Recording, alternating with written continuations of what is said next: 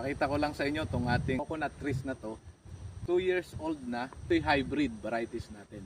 Ang variety na to ay Takunan Green Dwarf cross sa Laguna Tol. Kaya ang tawag dito ay Taklag.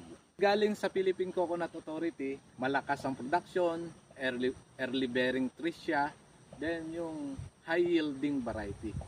Dahil yung katangian ng Laguna Tol na medyo malalaki ang bunga, at saka yung Takunan Green Dwarf na marami siyang bumunga, ay magko-combine sa kanya. Ang Laguna Tol ay bumubunga ng 60 to 80 nuts per tree per year. Inaasahan natin na pagka hybrid varieties na katulad nito ay meron siyang 120 to 160 nut per tree per year. Yun yung advantage ng ating hybrid varieties. Kaya ito ay certified Taklag. Nandito na lamang. Maraming salamat.